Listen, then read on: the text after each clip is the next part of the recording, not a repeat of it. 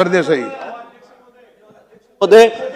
अध्यक्ष महोदय, मी आज राज्यपालांच्या अभिभाषणावर बोलायला आपल्या समोर उभा आहे. अध्यक्ष महोदय, आज या अभिभाषणावर बोलत असताना जेव्हा मी प्रत मागितली आणि प्रत मागितल्यानंतर सगळी वाचल्यानंतर मला खरं म्हणजे असं वाटलं की गेल्या वर्षीचीच परत एकदा केवळ झेरॉक्स कॉपी छापून दिली आहे का. कारण जवळपास गेल्या वर्षीचं अभिभाषण आणि या वर्षीचं यामध्ये फार काही मला फरकच जाणवला नाही.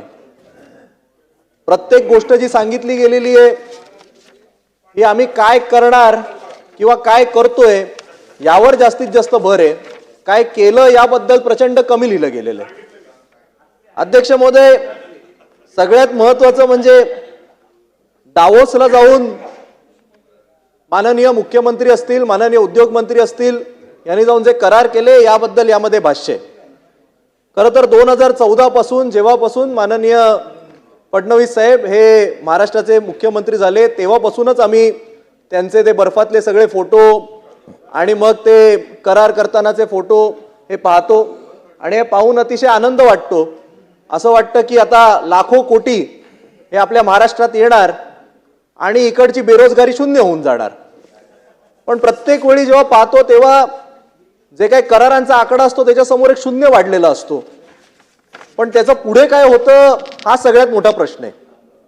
त्यामुळे माझ्या आधी ज्येष्ठ सदस्य जयंत पाटील साहेब यांनी जी मागणी केली की पुढच्या अभिभाषणामध्ये तरी किमान किती लाख कोटींचा तुम्ही करार केला हे सांगा, पण 2014 सालपासून जेवढे MOU झाले त्याचं पुढे काय झालं, त्याच्या किती फॅक्टरी उभ्या राहिल्या, त्याचं मॅन्युफॅक्चरिंग सुरू झालं का, त्याच्या माध्यमातून किती रोजगार उपलब्ध झाले याचा सुद्धा तपशील दिला तर त्यावर आम्हाला बोलायला बरं होईल.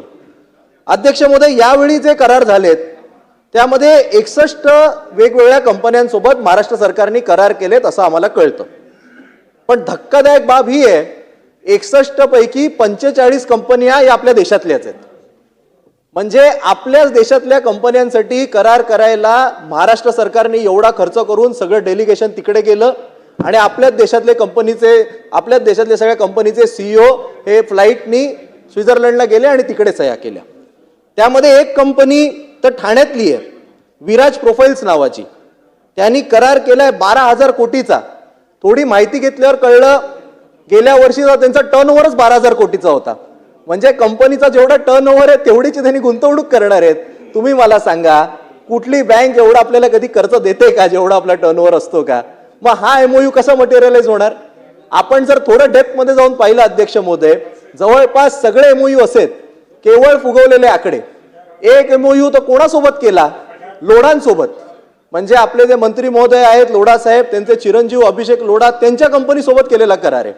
मला वाटतं हा जर करार करायचा होता मुख्यमंत्री महोदयांनी केवळ एक फोन केला असता तर अभिषेक लोढा हे मंत्रालयाच्या 6व्या माळ्यावर त्यांच्या केबिनमध्ये येऊन बसले असते आणि हा करार हा तिकडेच झाला असता. आपल्याला डावोसला जाऊन हा करार करण्याची गरज नव्हती.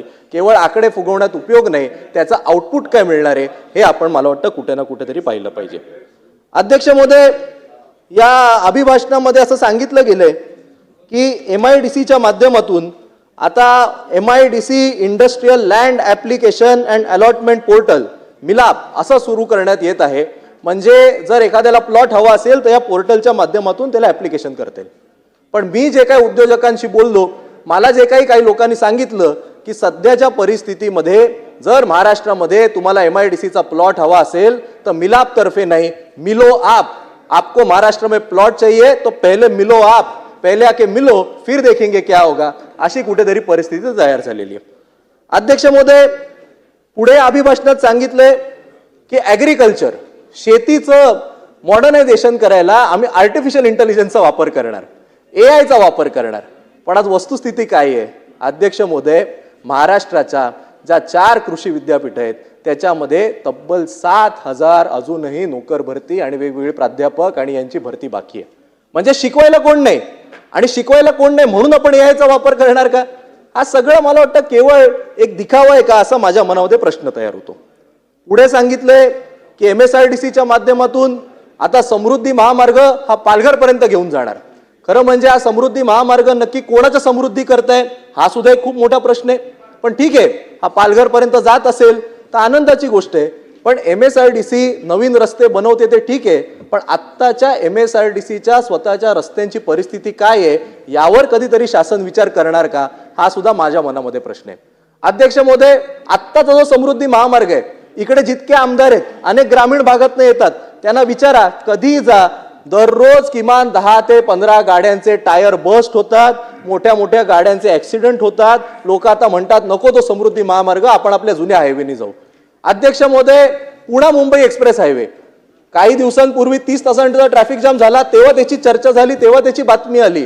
अनेक लोक पश्चिम महाराष्ट्रातले मुंबईत येतात, त्यांना आता विचारा, आता तो एक्सप्रेस हायवे सारखा वाटतच नाही, नॉर्मल हायवे सारखा झालाय. एवढे मोठे तिकडे ट्रॅफिक जाम व्हायला लागलेले आहेत. मी तर म्हणतो समृद्धी सोडा, हायवे सोडा. माझ्या मतदारसंघात वाकोल्याचा जो फ्लायओव्हर आहे तो MSRDC कडे आहे. मी चौथं अधिवेशन आहे ते एका फ्लायओव्हर बद्दल बोलतोय. पूर्ण वेळ 12 महिने त्या फ्लायओव्हरचं मेंटेनन्सचं काम चालू असतं. एक फ्लायओव्हर हे MSRDC वाले जर मेंटेन नाही करू शकत तर एवढ्या मोठ्या मोठ्या प्रोजेक्टची कशी काय कामं करणार, हा सुद्धा माझ्या मनामध्ये प्रश्न येतो. अध्यक्ष महोदय, एक अतिशय सुंदर वाक्य याच्यात वापरलं गेलेलं आहे, जीवन सुलभता आणि व्यवसाय सुलभता करता आम्ही आता छोटे मोठे जर गुन्हे कोणावर नोंदवलेले असतील तर गुन्हे आम्ही कॅन्सल करून टाकणार. पण अध्यक्ष महोदय, वस्तुस्थिती काय आहे? गेल्या अधिवेशनामध्ये म्हणजे 1 वर्ष झालं त्याला, मी माझ्या मतदारसंघातल्या शिवालिक व्हेंचर्सच्या प्रकल्पाला काही नागरिकांनी विरोध केला म्हणून 2013 साली किरकोळ गुन्हे त्यांच्यावर दाखल झाले आणि आज जवळपास 12-13 वर्ष झाली सध्या चार्जशीट दाखल नाही झाली, म्हणून ते गुन्हे आता मागे घेण्यात यावे अशी विनंती केल्यानंतर राज्याचे उपमुख्यमंत्री एकनाथ शिंदे साहेबांनी फ्लोअर ऑफ द हाऊस वर मला शब्द दिला होता की आम्ही ते गुन्हे मागे घेऊ. आज 1 वर्ष झाला ते गुन्हे मागे घेण्यात आलं नाही. म्हणजे उपमुख्यमंत्र्यांनी दिलेल्या शब्दाचं जर पालन होत नसेल तर मग हे काय जीवन सुलभता आणि काय व्यवसाय सुलभता वगैरे वगैरे ऐकून आपल्याला काय करायचं अध्यक्ष महोदय? अध्यक्ष महोदय, या अभिभाषणामध्ये पोलीस हाऊसिंगचा उल्लेख केला गेलाय. नक्कीच पोलिसांना घरं दिली गेली पाहिजेत, या मताचे आम्ही सगळेच होत, पण केवळ घोषणा करून चालणार नाही. माझ्या मतदारसंघामध्ये शासकीय कर्मचाऱ्यांना घरं देणार देणार देणार म्हणून मी वारंवार माझा घसा कोरडा करून सांगतो. विधानसभेच्या निवडणुकीच्या पूर्वी आपलंच सरकार होतं, केवळ मुख्यमंत्री उपमुख्यमंत्र्यांची अदलाबदल झाली, त्यावेळी GR काढण्यात आला, सांगण्यात आलं की प्लॉट देऊ. आज 1 वर्ष झाला, अजूनही वांद्र्यामधल्या शासकीय कर्मचाऱ्यांना आपण सदा प्लॉट देऊ शकलो नाही. अध्यक्ष महोदय, प्लॉट द्यायचा होता, जागा उपलब्ध आहे, आता जुनी शासकीय वसाहत आता जमीनदोस्त करण्यात येत आहे, एका बाजूला तिकडे नवीन हायकोर्ट उभं राहतंय. माझं म्हणणं आहे तुम्ही देऊन टाका ना, 96 एकरची जमीन आहे, 10 एकर आमच्या शासकीय कर्मचाऱ्यांना देऊन टाका, काय त्याच्यामध्ये मोठं आहे? पण द्यायला जी दानत लागते ती कुठेतरी या सरकारमध्ये दिसत नाही. गेल्या अधिवेशनामध्ये जेव्हा मी लक्षवेधी मांडली, मला धक्का असा बसला की PWD मिनिस्टर शिवेंद्रराजे भोसले साहेब म्हणून गेले की हो आम्ही देणार, पण कुठे MMR मध्ये देऊ, GR मध्ये सांगितलं वांद्र्यात देऊ, फ्लोअर ऑफ द हाऊस वर सांगितलं MMR मध्ये देऊ. म्हणजे तुम्ही देणार की नाही आणि कधी देणार? आणि जर तुम्ही दिलेला शब्द काढलेला GR पाळत नसाल तर मग या पोलीस हाऊसिंगच्या तुमच्या ध्येय धोरणावर तरी आम्ही विश्वास ठेवायचा का? अध्यक्ष महोदय, हा मनामध्ये प्रश्न तयार होतो. खरं म्हणजे जर पाहिलं तर प्रत्येक जे काही एवढे मुद्दे आहेत त्या सगळ्या मुद्द्यांवर बोलण्यासारखं आहे. मला सुद्धा माहिती आहे माझ्यानंतर अनेक आमदारांना बोलायचंय, त्यामुळे मी काय फार मोठं लांबण असं लावणार नाहीये. पण अध्यक्ष महोदय, मला एक धक्का लागला की एवढं सगळं सांगितलं गेलंय पण क्लायमेट चेंज या संदर्भात काहीच सांगितलं गेलं नाही, वातावरणीय बदल बद्दल काहीच मोठी घोषणा नाही. आज अध्यक्ष महोदय, मुंबईची हवा गेले 1 वर्षापासून मुंबईतला प्रत्येक आमदार, तो सत्ताधारी असो किंवा विरोधक असो, तो ओरडून ओरडून सांगतोय की आमच्याकडे लोकांना श्वास घेऊ शकत नाहीत. वांद्रे जो माझा मतदारसंघ आहे हा मुंबईमध्ये आज सगळ्यात दूषित हवेचं ठिकाण म्हणून प्रसिद्ध झालेलं आहे. माझ्या मतदारसंघात BKC आहे, कलेक्टर ऑफिस आहे, SRA आहे, म्हाडा आहे, एवढी सगळी सत्तेची ठिकाणं असून सुद्धा सामान्य नागरिकांना श्वास घेता येत नाही. बुलेट ट्रेनचा प्रकल्प माझ्याच मतदारसंघामधनं सुरू होतोय, एवढं सगळं असताना सुद्धा आपल्याला श्वास घेता येत नाही, अशी परिस्थिती आहे. करायचं काय? आत्ता इकडे खरं म्हणजे मंत्री योगेशजी कदम बसलेले ते आत्ताच बाहेर गेले. त्यांचे MPCBचे जे आमचे चेअरमन आहेत ते त्यांचेच बंधू आहेत. माझी त्यांनाच विनंती खरं म्हणजे मी करणार होतो की MPCB करते काय, आपण यावर काय कारवाई करणार आहोत? महानगरपालिका काय करते माहिती आहे अध्यक्ष महोदय? एक नवीन मशीन आणलंय, ते मशीन धूळ फिरवते, म्हणजे पुढच्या चाकाने ती धूळ अशी फिरते ब्रशनी आणि मागच्या हवेने ती परत तिकडेच सोडते. म्हणजे एवढं हास्यास्पद आहे सगळं काम की ह्यावर आपण काय प्रिव्हेंटिव्ह मेजर्स घेतलेत हेच कळत नाही. कधीतरी एकदा आयुक्त, उपायुक्त, ऍडिशनल आयुक्त आम्हाला रस्त्यावर दिसतात, कन्स्ट्रक्शनच्या ऍक्टिव्हिटी 5 दिवस थांबवतात, 6व्या दिवसापासून जैसे ते. सरकारचं धोरण काय आहे?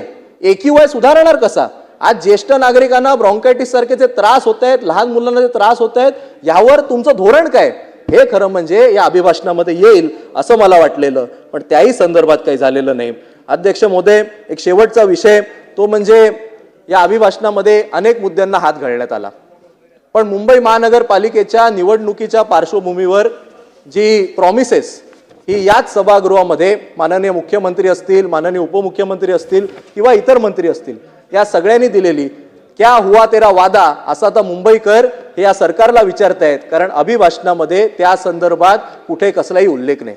अध्यक्ष महोदय, केंद्र सरकारच्या जमिनींवर ज्या झोपड्या आहेत, ज्या चाळी आहेत, ज्या वस्ती आहेत, याचा पुनर्विकास कसा होणार हे आम्ही वारंवार जेव्हा विचारतो त्यावर करू करू करू केवळ एवढंच उत्तर मिळतं, त्यावर अजूनही धोरण नाही. माझ्या मतदारसंघामध्ये जे डिफेन्स लँड आहे त्या डिफेन्स लँडच्या झोपड्यांचा पुनर्विकास कसा होणार हे विचारल्यावर निवडणुकीच्या पूर्वी माननीय मुख्यमंत्री साहेब म्हणालेले, काळजी करू नका, आपण लगेच करू. निवडणुका झाल्या, आपल्याला बहुमत मिळालं, आता ज्यांनी आपल्याला बहुमत दिलंय त्यांना तुम्ही घरं देणार का? त्यांना तुम्ही न्याय देणार का? तुम्हाला विरोधकांचं पडलं नाहीये, पण ज्यांनी तुम्हाला जिंकवलं, ज्या मुंबईकरांनी तुम्हाला पहिल्यांदा मुंबईमध्ये सत्ता दिली, त्यांना तरी तुम्ही न्याय देणार का? हा प्रश्न माझ्या मनामध्ये. आज रेल्वेच्या जमिनींवर अनेक झोपडे आहेत, त्यांचं पुनर्वसनाचं काय होणार? आणि त्यामुळे महत्वाच्या विषयांना बगल देऊन केवळ मोठे मोठे शब्द, आजकाल ही फॅशन झाली आहे. काय झालं की त्यामध्ये AI लिहायचं, नवीन टेक्नॉलॉजीचा वापर करणार लिहायचं, मोठे मोठे शब्द टाकायचे, पण मूलभूत गोष्टींकडे दुर्लक्ष करायचं. आणि म्हणून मला वाटतं या सगळ्यांवर लक्ष दिलं पाहिजे. ड्रग्सचा मुद्दा हा किती महत्वाचा आहे मला वाटतं सगळ्यांनीच सांगितलेलं आहे. मी जास्त बोलण्याच्या ऐवजी मी काही ज्या काही रील बघितल्या, माननीय सदस्य योगेश सागर साहेबांनी काही ड्रग्सवाले त्यांच्या मतदारसंघात पकडून दिले, बोरिवलीचे आमदार आहेत उपाध्याय साहेब, त्यांनी काही मला वाटतं ड्रग्सवाले पकडून दिले.